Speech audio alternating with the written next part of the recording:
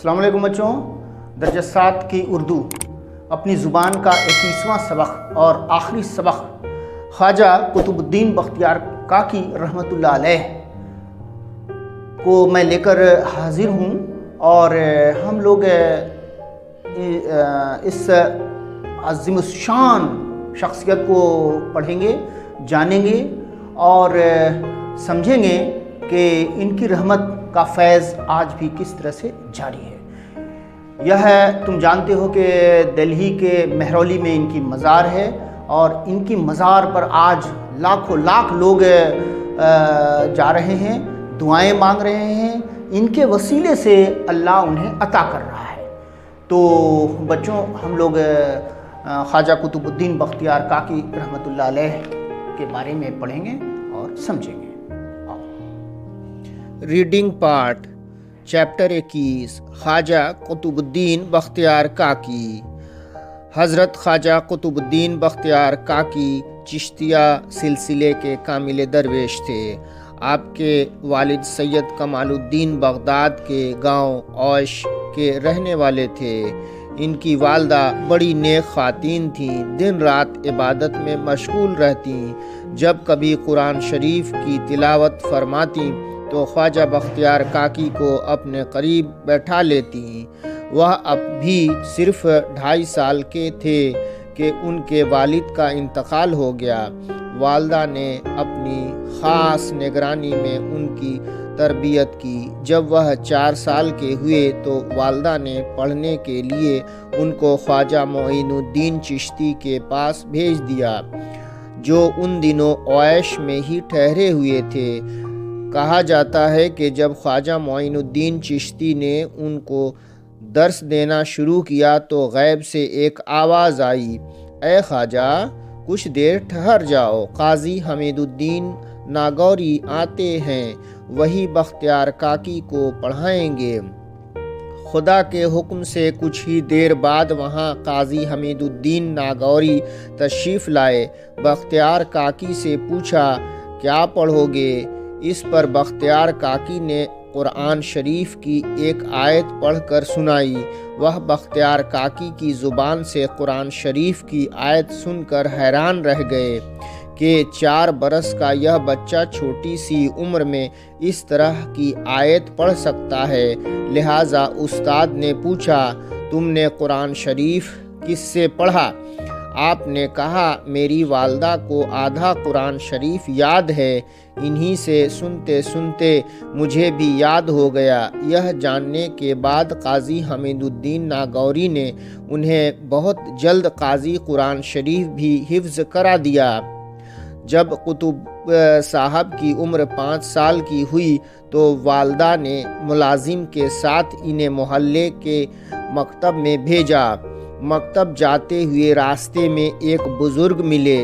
انہوں نے نوکر سے پوچھا، اس بچے کو کہاں لے جا رہے ہو؟ نوکر نے کہا کہ محلے کے استاد کے پاس لے جا رہا ہوں۔ تب بزرگ نے کہا کہ بچے کو مدرسے لے جانے کے بجائے مولانا ابوالحفظ کے رحمۃ اللہ علیہ کے پاس لے جاؤ، وہی اس بچے کو درس دیں گے۔ اور مولانا تاکید فرمائی کہ پوری توجہ سے انہیں پڑھائیے، ان سے بڑے بڑے کام لینے ہیں۔ جب وہ بزرگ چلے گئے تو مولانا نے اس شخص سے فرمایا، تمہیں معلوم ہے یہ کون بزرگ تھے؟ یہ حضرت خضر تھے علیہ السلام تھے، جو خدا کی طرف سے اس خدمت پر مامور کیے گئے تھے۔ یہ بھٹکے ہوئے لوگوں کو صحیح راستہ دکھاتے ہیں۔ تعلیم مکمل ہونے تک بختیار کاکی رحمۃ اللہ علیہ اپنے گاؤں میں ہی رہے۔ جب وہ سن بلوغ کو پہنچ گئے تو وہ تلاش حق کے لیے گھر سے باہر نکلے۔ انہی ایام میں قطب صاحب کو معلوم ہوا کہ حضرت خواجہ معین الدین چشتی اصفہان تشریف لائے ہوئے ہیں۔ آپ نے وہاں پہنچ کر ان کی خدمت میں حاضری دی اور بختیار کاکی رحمۃ اللہ علیہ ان کے مرید ہو گئے۔ وہ اپنے مرشد خواجہ معین الدین چشتی رحمۃ اللہ علیہ کے ساتھ مکہ معظمہ پہنچے اور وہاں سے مدینہ منورہ حاضر ہوئے۔ اسی سفر میں ان کی ملاقات ایک بزرگ سے ہوئی۔ انہوں نے بختیار کاکی رحمۃ اللہ علیہ کو نصیحت کی، دنیا کی چیزوں کی خواہش نہ کرنا، مال و دولت جمع نہ کرنا، جو کچھ ملے اسے خدا کی راہ میں خرچ کر دینا اور اللہ کی عبادت کے سوا دوسرے فضول کاموں میں وقت نہ گنوانا۔ مدینہ منورہ سے واپسی کے بعد وہ اپنے مرشد کے ساتھ بغداد میں رہ کر عبادت کے علاوہ عوام کو نیک کام کرنے کی ہدایت کرنے لگے۔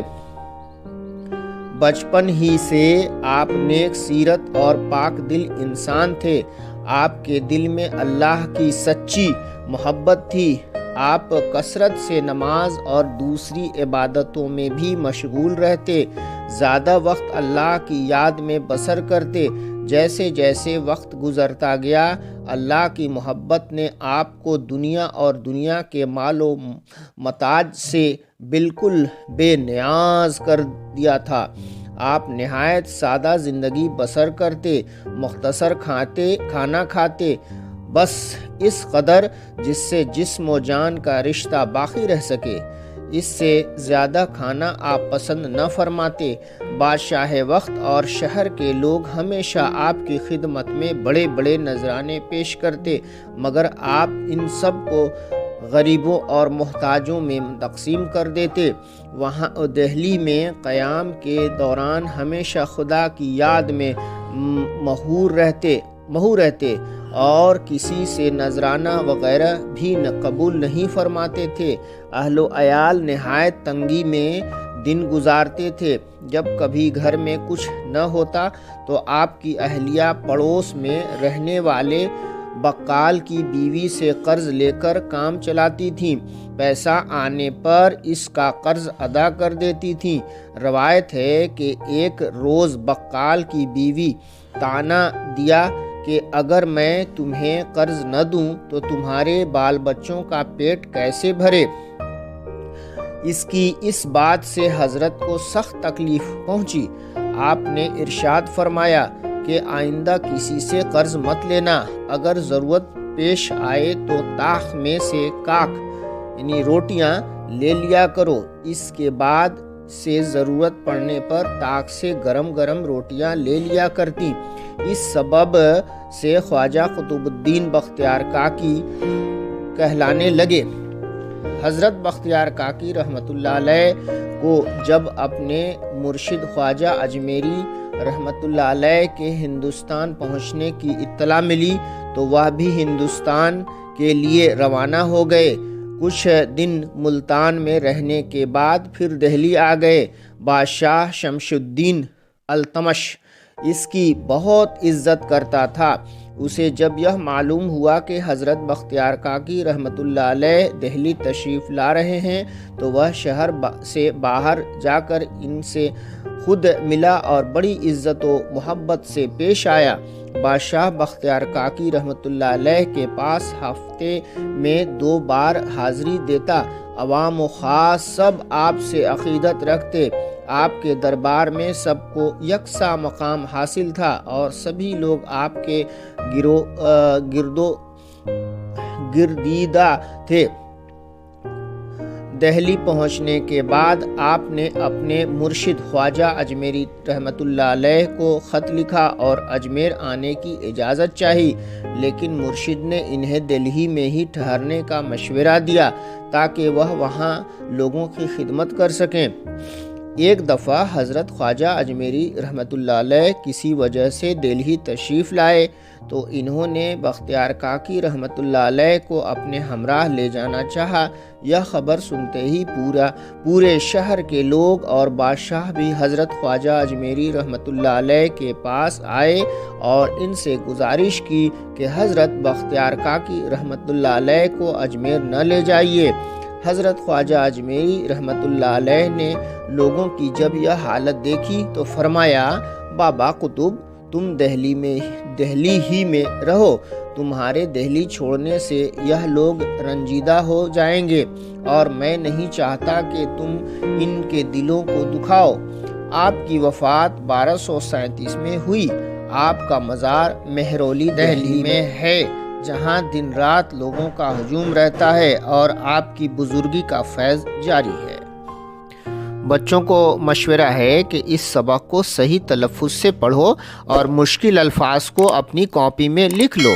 نیکسٹ کلاس میں اس سبق کا مشکل الفاظ کے معنی اور سوال جواب حل کریں گے۔ شکریہ، خدا حافظ۔